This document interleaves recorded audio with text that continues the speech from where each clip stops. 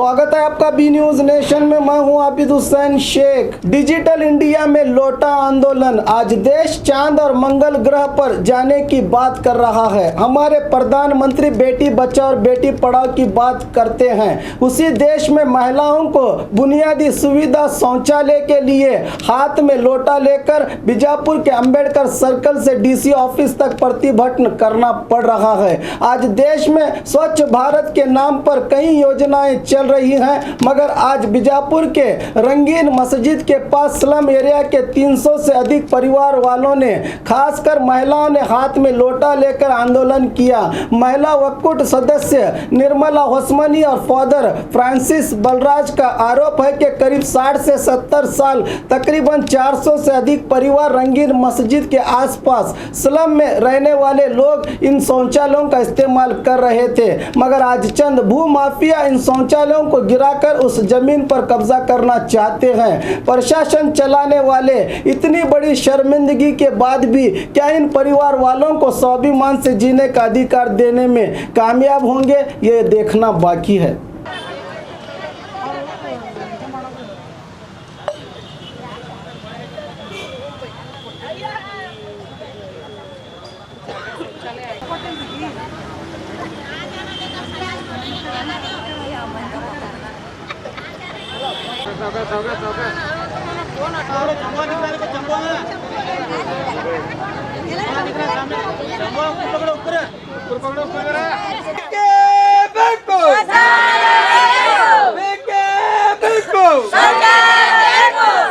ನಮ್ಮ ಹೆಣ್ಮಕ್ಳು ಮೊದಲು 75ರಲ್ಲಿ ಆ ಕಡೆ ಈ ಕಡೆ ಸ್ಥಳವಿತ್ತು, ಶೌಚಾಲಯಕ್ಕೆ ಹೆಣ್ಮಕ್ಳು ಗಂಡ್ಮಕ್ಳು ಹೋಗ್ತಾ ಇದ್ರು.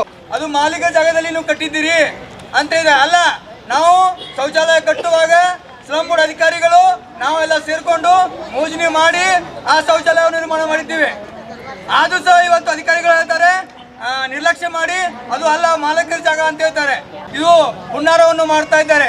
ಅದಕ್ಕಾಗಿ ನಮ್ಮ ಶೌಚಾಲಯ ನಮ್ಮ ಜಾಗದಲ್ಲಿ ಇದೆ. ಆ ಜಾಗವನ್ನು ಆ ಶೌಚಾಲಯವನ್ನು ನಾವು ಕೇಳಿಕ್ ಕೊಡುವುದಿಲ್ಲ. ಜಾಗ ಇಲ್ಲ.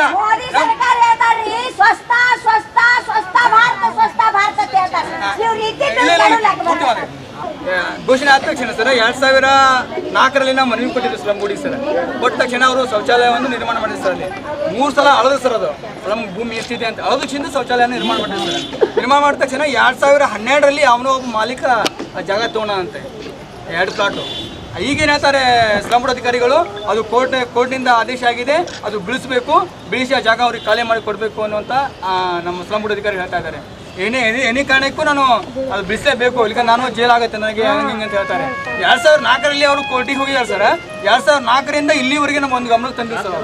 ನೀವು ಕೋರ್ಟಿಗೆ ಹಾಕಿದ್ದಾರೆ, ನೀವು ಏನಾರು ಮಾಡಿರಿ, ಯಾಕಂದ್ರೆ ಏನು ಹೇಳಿದ್ರು ಸರ್. ಇವಾಗ ಸಡನ್ ಆಗಿ ನಾಳೆ ಬೆಳಿಗ್ಗೆ ಹೇಳ್ತಾರೆ ನಮ್ಮ ಮೇಲೆ ಇದು ಆಗಿದೆ, ಇದು ಆಗಿದೆ, ಏನು ಕೋರ್ಟ್ ಆರ್ಡರ್ ಆಗಿದೆ, ನಮ್ಮನ್ನು ಅರೆಸ್ಟ್ ಮಾಡಬೇಕಾಗಿದೆ, ಅದು ಬೀಳಿಸ್ಬೇಕಂತಾಗಿದೆ, ಏನು ಮಾಡ್ತೀವಿ ಮಾಡ್ರಿ ಅಂತ ಹೇಳ್ತಾರೆ ಸರ್.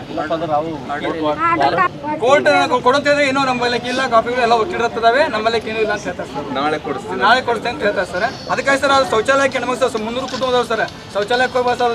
ಸಿಟಿ ಮಧ್ಯೆ ಸಂಡಸ್ಕೆಲ್ಲಿ ಹೋಗ್ಬೇಕು ಅಂತ ಪ್ರಶ್ನೆ ಆಗಿದೆ ಸರ್. ಅದಕ್ಕಾಗಿ ಆ ಶೌಚಾಲಯ ಅಲ್ಲೇ ಇರಲಿ ಸರ್. ಯಾವಾಗ ನಮ್ಮ ಬೇಗನೆ ಶೌಚಾಲಯ ನಿರ್ಮಾಣ ಮಾಡಿ ಕೊಡ್ತಾರೆ ನಮ್ಮ ಜಾಗದಲ್ಲಿ ಆಯ್ತು ಅಥವಾ ಎಲ್ಲಿ ಜಾಗ ಇದೆ, ಅವಾಗ ನಾವು ಅದು ಬೀಳಿಸ್ಬೇಕಂತ ನಿಮ್ಮಲ್ಲಿ ಒಂದು ಮನವಿಯನ್ನು ಕೇಳ್ಕೊತಾರೆ ಸರ್. ದಯವಿಟ್ಟು ಸರ್ ನೀವು ಇದರಲ್ಲಿ ಮಧ್ಯವಸ್ಥೆ ವಹಿಸಿ.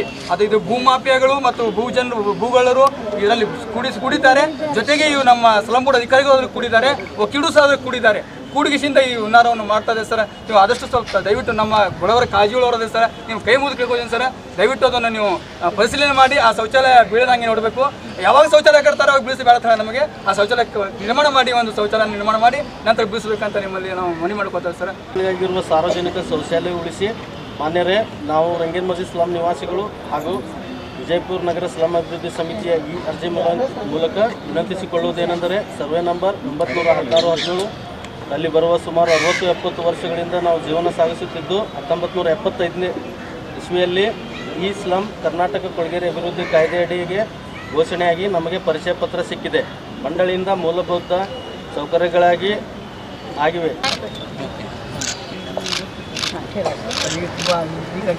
ರಂಗೂನ್ ಮಸೂದಿ ಶೌಚಾಲಯ ಡೆಮೊಲೇಷನ್ ಮಾಡ್ಬೇಕಂತ ಹೇಳಿ ಭೂಮಾಫಿಗಳು ಅದಕ್ಕೆ ಹೊಂಚ್ ಹಾಕಿದ್ದಾರೆ. ಅದು ರಂಗೀನ್ ಮಸೂದಿ ಸ್ಲಮ್ ಏರಿಯಾದ್ದೇ ಅದು ಶೌಚಾಲಯ. ಆ ಶೌಚಾಲಯ ಭೂಮಾಫಿಗಳು ನಾವು ತೆಗೆದು ಇದು ನಮ್ಮದು ಮಾಲ್ಕಿ ಜಾಗದ ಅಂಥೇಳಿ ಅವ್ರ ಜೋಡು ತಕರಾರು ತೆಗೆದು ಅದಕ್ಕೆ ಡೆಮೊಲೇಷನ್ ಮಾಡುವಂಥ ಕೃತ್ಯ ಅವರು ನಿನ್ನೆ ಮಾಡಿದ್ದಾರೆ. ಅದಕ್ಕೆ ನಮ್ಮ ರಂಗಿನ ಮಸೀದಿ ಹೆಣ್ಮಕ್ಳು ನಾವು ಈಗ ಅದು ಸ್ಲಮ್ ಬೋರ್ಡ ಇದರಿಂದ ಅದು ಕಟ್ಸಿದ್ದದು ಅದು ಶೌಚಾಲಯ. ಸ್ಲಮ್ ಬೋರ್ಡ್ದವ್ರದ್ದು ಏನು ತಕರಾರಿಲ್ಲ ಮತ್ತು ಯಾರೂ ತಕರಾರು ಮಾಡಿಲ್ಲ. ಅದು ನಮ್ಮದು ಸ್ಲಮ್ ಬೋರ್ಡ ನಮ್ಮ ನಮ್ಮ ನಮ್ಮ ವ್ಯಾಪ್ತಿ ನಮ್ಮ ಜಾಗದಲ್ಲೇ ಬರುವಂಥ ಶೌಚಾಲಯ ಅದು. ಅದು ಹೆಣ್ಮಕ್ಳಿಗೆ ಟಾಯ್ಲೆಟ್ ಹೋಗ್ಲಕ್ಕಂತೂ ಅದು ಒಂದೇ ಅದ ಲಾಸ್ಟ್. ಅದು ಬಿಟ್ಟು ನಾವು ಡೆಮೊಲೇಷನ್ ಮಾಡ್ತೇವೆ ನಮ್ಮ ಜಾಗದ ನಮ್ದದ. ಇವರು ಥರ್ಡ್ ಪರ್ಸನ್ ಅವ್ರು ಬಂದು ಡಿಸ್ಟರ್ಬ್ ಮಾಡೋದು ಅದನ್ನು ಕೆಡುವಂಥ ವಿಚಾರ ಮಾಡ್ತಾಯಿದ್ದಾರೆ. ಅದಕ್ಕಂತ ಹೇಳಿ ಈಗ ನಮ್ಮ ಮೋದಿಯವರು ಹೇಳುವಂಥದ್ದು ಎಲ್ಲರಿಗೆ ಶೌಚಾಲಯ ಇರಲೇಬೇಕು ಅಂಥೇಳಿ ಖಂಡಿತವಾಗಿ ಅದು ತಂದಂಥ ರೂಲ್ಸ್. ಅದು ಇದ್ದದ್ದು ಶೌಚಾಲಯನೇ ಇವರು ಕೆಡವಿ ನಮ್ಮ ಜಾಗದ ನಾವು ಅದನ್ನು ಆಫೀಸ್ ಕಟ್ಟಿಸ್ತೀವಿ ಇದನ್ನು ಕಟ್ಟಿಸ್ತೀವಿ ಅಂಥೇಳಿ ಅವ್ರು ಭೂಮಾಫಿಗಳು ಅವರು ಅದು ಮಾಡುವಂಥ ಕೃತ್ಯ ಮಾಡತ್ತಾರೆ. ಅದಕ್ಕಂತ ಹೇಳಿ ನಾವು ಪ್ರತಿಭಟನೆ ನಾವು ಚಂಬು ತೊಗೊಂಡು ಪ್ರತಿಭಟನೆ ಮಾಡ್ತಾಯಿದ್ದೇವೆ ಇವತ್ತಿನ ದಿನದಲ್ಲಿ. ಹಾಗೂ ಡಿ ಸಿ ಅವರಿಗೆ ಇದನ್ನು ಮನವಿ ಕೊಟ್ಟು ನಾವು ಅವ್ರಿಗೆ ಮನವರಿಕೆ ಮಾಡ್ಬೇಕಂತ ಹೇಳಿ ಇಲ್ಲಿವರೆಗೆ ಬಂದಿದ್ದೇವೆ. ಅದೇ ರೀತಿ ಅದು ಡೆಮೊಲೇಷನ್ ಮಾಡೋಕೆ ನಾವು ಕೊಡೋಂಗಿಲ್ಲ ಅಂತ ಹೇಳ್ತಾ ಇದ್ದೀವಿ. ನಾವು ಇದು ರಂಗಿನ ಮಸೀದಿ ಸ್ಲಮ್ದವರು ಹಾಗೂ ನಾವು CNP ಸಂಸ್ಥೆದವರು ನಾವು ಎಲ್ಲರೂ ಸೇರಿ ಅದು ಕೆಡುವಂಥ ಕೆಲಸ ಅಂತೂ ಮಾಡಿಕೊಡೋಂಗಿಲ್ಲ. ಅವ್ರು ಏನೇ ಮಾಡಲಿ ನಾವು ಎಲ್ಲದಕ್ಕೂ ನಾವು ತಯಾರಾಗಿ ನಿಂದಿರ್ತೇವೆ. ಡೆಮೊಲೇಷನ್ ಮಾಡಿದ್ರೆ ಹೆಣ್ಮಕ್ಳು ಎಲ್ಲಿ ಹೋಗ್ಬೇಕು ಶೌಚಾಲಯಕ್ಕೆ ಅದನ್ನು ಸರ್ಕಾರಕ್ಕೆ ಕೇಳ್ತಾ ಇದ್ದೀನಿ. ಈಗ ಇದ್ದದ್ದೆಲ್ಲ ಡೆಮೊಲೇಷನ್ ಮಾಡೋದು ಗೌರ್ಮೆಂಟ್ ಆರ್ಡರ್ ಕೊಟ್ಟರೆ ಹೆಣ್ಮಕ್ಳು ಎಲ್ಲಿ ಹೋಗ್ಬೇಕು? ರಂಗಿನ ಮಸೀದಿ ಅವರು ಏನೂ ಇಲ್ಲ ಅಂದರೆ 400 ಕುಟುಂಬ ಅಲ್ಲಿ ಜೀವನ ತೆಗಿತಾರೆ. ಈಗ 400 ಕುಟುಂಬದವರೆಲ್ಲ ಎಲ್ಲಿ ಹೋಗಬೇಕು? ಅದು ನಾನು ಸರ್ಕಾರಕ್ಕೆ ಕೇಳಿ ಡಿ ಸಿಗೆ ಒಂದು ಮನವಿ ಕೊಡ್ತಾ ಇದ್ದೇವೆ ಇವತ್ತು. ನನ್ನ ಹೆಸರು ನಿರ್ಮಲಾ ಹೊಸಮನಿ ಅಂಥೇಳಿ ಮಹಿಳಾ ಒಕ್ಕೂಟ. ಇವತ್ತು ನಾವು ಅಂಬೇಡ್ಕರ್ ಸರ್ಕಲ್ನ ಬಳಿ ನಮ್ಮ CNE ಸಂಸ್ಥೆಯ ಎಲ್ಲ ಅಂಗ ಸಂಸ್ಥೆಗಳು ಒಟ್ಟಾಗಿ ಸೇರಿದ್ದೇವೆ. ಇವತ್ತು ನಾವು ಡಿ ಸಿ ಅವರ ಹತ್ರ ಒಂದು ಮನವಿ ಕೊಡಲಿದ್ದೇವೆ. ಅದೇನಂತ ಹೇಳಿದರೆ, ನಮ್ಮ ರಂಗಿನ ಮಸೀದಿಯಲ್ಲಿ ಸ್ಲಮ್ನಲ್ಲಿರುವಂತಹ ಶೌಚಾಲಯಗಳನ್ನು ಅತಿಕ್ರಮವಾಗಿ ಕಟ್ಟಿದ್ದಾರೆ ಅಂತ ಹೇಳಿ ಕೆಲವು ಭೂ ಮಾಲೀಕರು ಕೋರ್ಟಿಗೆ ಹೋಗಿ ಅದನ್ನು ತೆರವುಗೊಳಿಸಬೇಕಂತ ಹೇಳಿ ಅವರು ಕೋರ್ಟಲ್ಲಿ ಕೇಸ್ ಹಾಕಿದ್ದಾರೆ. ಈ ವಿಷಯವನ್ನು ನಮಗೆ ಮುಂಚಿತವಾಗಿ ಯಾರೂ ತಿಳಿಸಲಿಲ್ಲ. ಆದರೆ ಅಂತಿಮ ಸಮಯದಲ್ಲಿ ಈ ನಮ್ಮ ಕೊಳಗೇರಿ ಮಂಡಳಿಯಿಂದ ನಮಗೆ ತಿಳಿಸಿರುವಾಗ ನಾವು ಎಲ್ಲ ಪತ್ರಗಳನ್ನು ತೆಗೆದು ನೋಡ್ತಾ ಇದ್ದೇವೆ. ಯಾಕಂತ ಹೇಳಿದರೆ, ಈ ಭೂ ಮಾಲೀಕರು ಯಾರು ಈ ಜಾಗವನ್ನು ನಮ್ಮದು ಅಂತ ಹೇಳ್ತಾರೆ, ಅವರಿಗೆ ಹಿಂದೆಯೇ ಎಲ್ಲ ಸ್ಲಮ್ ಬೇರೆ ಮತ್ತು ಈ ಭೂ ಮಾಲೀಕರ ಜಾಗ ಬೇರೆ ಅಂತ ಹೇಳಿ ಎಲ್ಲವನ್ನ ನಮ್ಮ ಮಹಾನಗರ ಪಾಲಿಕೆ ಮತ್ತು ಕೊಳಗೇರಿ ಮಂಡಳಿಯು ಎಲ್ಲ ವ್ಯವಸ್ಥೆಯನ್ನು ಮಾಡಿಕೊಟ್ಟಿತ್ತು. ಆದರೆ ಇವತ್ತು ನಮ್ಮ ಸ್ಲಮ್ ಜನರಿಗೆ ವಿರುದ್ಧವಾಗಿ ಅವರು ದಬ್ಬಾಳಿಕೆಯನ್ನು ಮಾಡಲಿಕ್ಕೆ ಬಂದರೆ ಕೋರ್ಟ್ನ ಮುಖಾಂತರ. ಆದರೆ ನಾವು ಈ ಡಿ ಸಿ ಅವರ ಬಳಿ ಕೇಳ್ಕೊಳ್ತಾ ಇದ್ದೀವಿ, ಅದೇನಂತ ಹೇಳಿದರೆ, ಈ ಶೌಚಾಲಯಗಳನ್ನು ಸಾರ್ವಜನಿಕವಾಗಿ ಕಟ್ಟಲ್ಪಟ್ಟಿದ್ದು ನಮ್ಮ ಕೊಳಗೇರಿ ಮಂಡಳಿಯಿಂದ ಮತ್ತು ಮಹಾನಗರ ಪಾಲಿಕೆಯಿಂದ. ಸೊ ಆ ಸಮಯದಲ್ಲಿ ಯಾವುದೇ ತಕರಾರು ಇರಲಿಲ್ಲ. ಆದರೆ ಈಗ ತಕ್ಷಣ ಸಡನ್ನಾಗಿ ನಮಗೆ ಆ ಸ್ಥಳ ಅತಿಕ್ರಮಣವಾಗಿ ಕಟ್ಟಿದ್ದಾರೆ ಅಂತ ಹೇಳ್ತಾ ಇರೋದು ನೋಡಿದ್ರೆ ಅನುಮಾನವಾಗ್ತಾ ಇದೆ.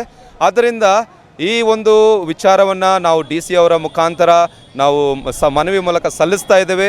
ಅದೇನಂತ ಹೇಳಿದರೆ, ಕೊಳಗೇರಿ ಮಂಡಳಿಯಿಂದ ಮಹಾನಗರ ಪಾಲಿಕೆಯಿಂದ ಕಟ್ಟಲ್ಪಟ್ಟ ಈ ಸಾರ್ವಜನಿಕ ಶೌಚಾಲಯಗಳು ಜನರಿಗಾಗಿ, ಅಲ್ಲಿಯ ಸ್ಲಮ್ ಜನರಿಗಾಗಿ ಕಟ್ಟಲ್ಪಟ್ಟಿದ್ದು. ಅದು ಹಾಗೆ ಇರಬೇಕು. ಯಾವುದೇ ರೀತಿಗೂ ಯಾವ ಕಾರಣಕ್ಕೂ ಅದನ್ನು ಕೆಡವಬಾರ್ದಂತ ಹೇಳಿ ನಾವು ಡಿ ಸಿ ಅವರ ಹತ್ರ ಮನವಿ ಮಾಡಿಕೊಳ್ತಾ ಇದ್ದೀವಿ. ನನ್ನ ಹೆಸರು ಫಾದರ್ ಫ್ರಾನ್ಸಿಸ್ ಬಾಲರಾಜ್, CNF ಸಂಸ್ಥೆ. और खबरों के लिए देखते रहिए B news nation. News nation के लेटेस्ट न्यूज़ों को अपने मोबाइल में देखने के लिए यूट्यूब में बी न्यूज नेशन के चैनल के सब्सक्राइब आइकॉन को दबाएं और फिर बेल आइकॉन को दबाने पर आप लेटेस्ट न्यूज़ों को देख सकते हैं।